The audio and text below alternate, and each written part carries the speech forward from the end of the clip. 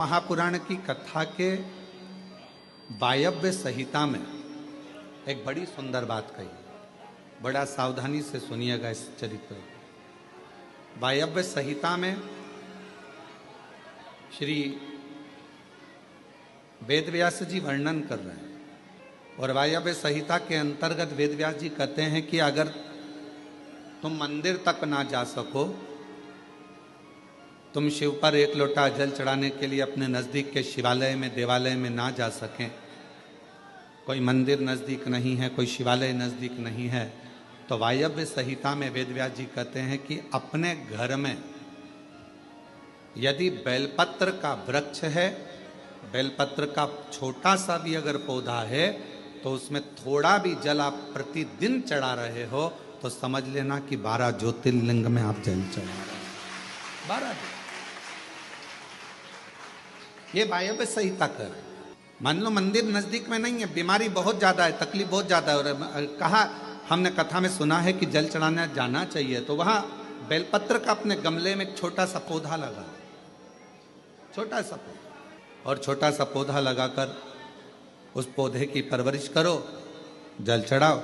जब वो पौधा बड़ा हो जाए तो किसी बगीचे में जाकर कहीं शिवालय में, देवालय में, कहीं पर एकांत में उस पौधे को लगा दो। जैसे तुलसा जी को बड़ा कर कर तुलसा जी का मंगल विवाह शालिग्राम जी से होता है, देव उठनी एकादशी पर शालिग्राम बाबा के साथ मंगल विवाह किया जाता है, वैसे ही बेलपत्र के पौधे को बड़ा कर कर उसको भी शिव को समर्पित किया जाता है, भगवान शंकर को समर्पित किया जाता है।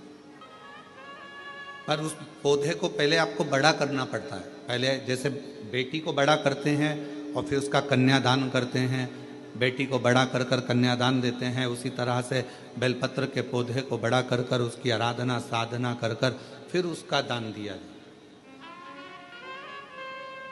कई लोग बड़े विचित्र हैं कि भाई हमको बेलपत्री का पौधा दान करना है, कुबरेश्वर धाम आए, उज्जैनी गए, किसी गुरुजी के यहाँ गए और बाजार में से पौधा ले लिया और बेलपत्र का पौधा दान करिया। उसको कम से कम थोड़ा समय अपने घर में तो रखो। गौदान का नियम मालूम है आपको? कितना लोग जानते हैं गौदान के नियम को? गौदान का नियम होता है, कई लोग बेटी के विवाह में गाय दान करते हैं, कई लोग कोई शांत हो जाता है तो 12वें में 13वें में गाय दान करते हैं ना, गौदान करते हैं। तो उसका नियम क्या है?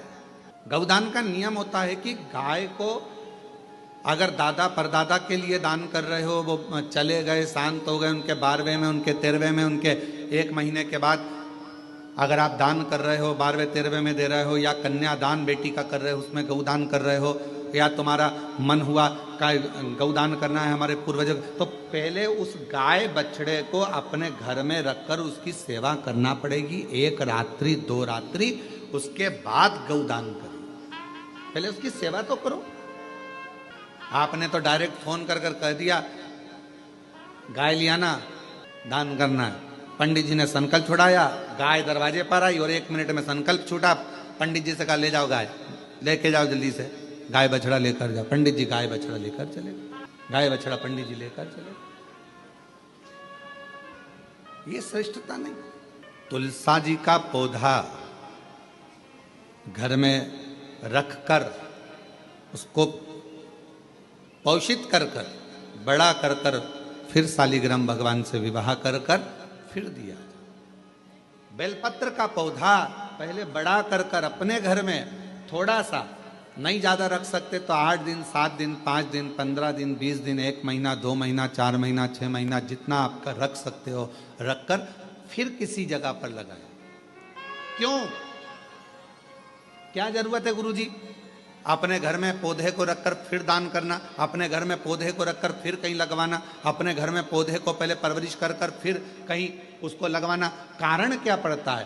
कारण एक है, वायव्य संहिता शिव महापुराण की कहती है, अगर हमने किसी बेलपत्र के पौधे को अपने घर में रखकर 5 दिन 7 दिन 1 महीना 15 दिन 6 महीना उसको परवरिश करा, तो हमारे घर का कितना भी नेगेटिवता, कितनी भी हमारे घर में कुछ भी गंदा हो रहा है, कुछ गलत हो रहा है, कोई गलत हो रहा है, कोई झूठ बोल रहा है, कोई पाप कर्म हो गया हमारे घर में, इस भूमि पर जिसमें हम रहते हैं, उस घर में एनर्जी अगर नहीं है, तो आपने उस पौधे को अपने घर में रखकर उसका परवरिश कर 15 दिन, 7 दिन, 1 महीना, 2 महीना, 6 महीना, 8 महीना, जितना तुम्हारा मन कर जाए, 1 दिन, 2 दिन, जितना मन कर, उसके बाद पौधे को कहीं लगवा।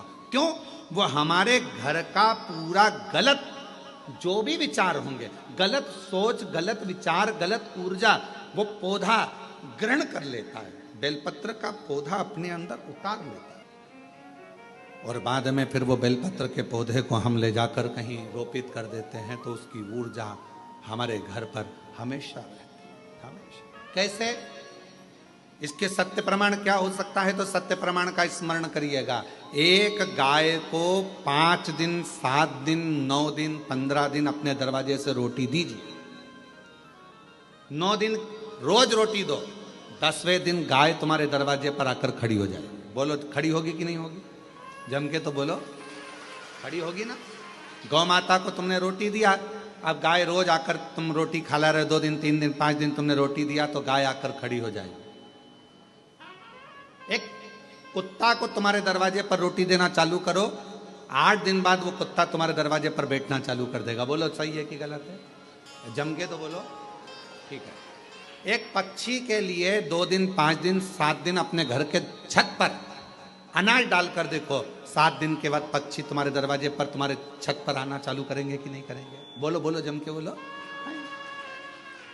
पक्षी आ रहे हैं, गाय आ रही है, कुत्ता आ रहा है, किसी को दे रहे हो आप, तो वो आ रहा है। उसी तरह जब हम हमारे घर में एक बेलपत्र के पौधे को बड़ा करते हैं, और बड़ा करने के बाद उस बेलपत्र के पौधे को तुम कहीं पर भी, इंदौर में रहते हो, सीहोर में आकर तुमने लगा दिया, खरगोन में रहते हो, बरहानपुर में जाकर लगा दिया, ग्वालियर में, तुम्हारा मन पड़े तुम अपने घर के आसपास में भी कहीं पर भी उस पौधे को, तुम रहते यहाँ हो 200 मीटर की दूरी पर, 500 मीटर की दूरी पर, 5 किलोमीटर पर, 10 किलोमीटर, कहीं पर भी जाकर उस पौधे को लगा दो।